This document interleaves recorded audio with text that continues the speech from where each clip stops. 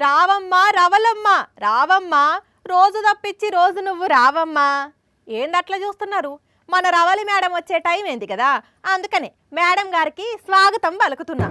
ఏం చేస్తాం మరి, ఒక్కసారి వచ్చిపోమ్మా మెరుపుతీగా అంటే వచ్చిపోయినట్టే వచ్చిపోతున్నది 2 రోజులకోసారి. ఏడున్నదో మహానుభావురాలు.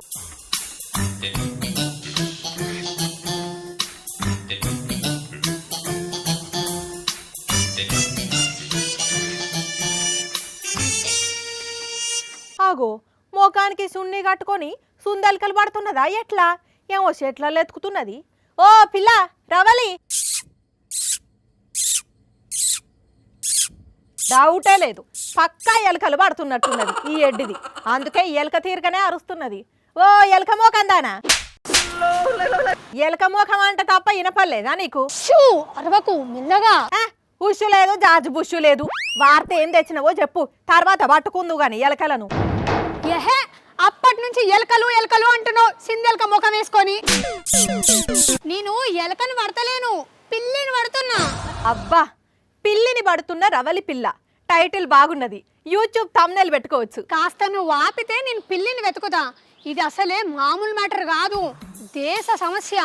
అర్జెంటుగా ఆ పిల్లిని కనిపెట్టిన అనుకో, నేను దేశాన్ని మొత్తం కాపాడిన దాన్ని అయితా. పిల్లి దేశ సమస్యనా? అవును, జపాన్ దేశపోల సమస్య తీర్చే పనిలున్నా నేను.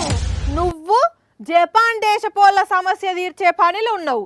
జపాన్ అంటే జగద్గిరి గుట్ట అనుకుంటున్నావా?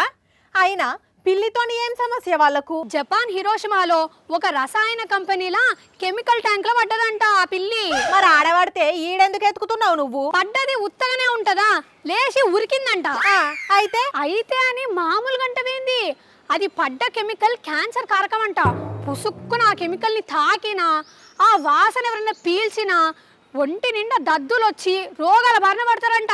ఏంది పిల్ల నువ్వు అనేది?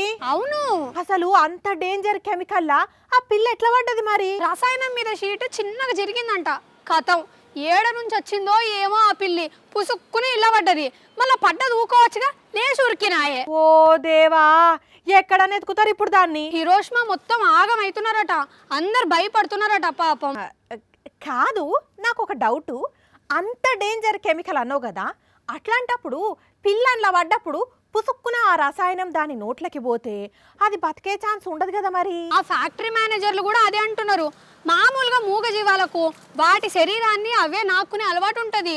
ఈ పిల్లి కూడా దాని శరీరాన్ని అదే నాక్కుందనుకో, ఈ పాటికి చనిపోయే ఉంటుందని అంటున్నారు. అదే గనక జరిగితే పాపం పిల్లి ప్రాణం పోతుంది, కానీ మనుషులకు తక్లీఫ్ కాకుండా ఉంటుంది. కానీ ఆ వాసన కూడా డేంజరే అంటున్నావు.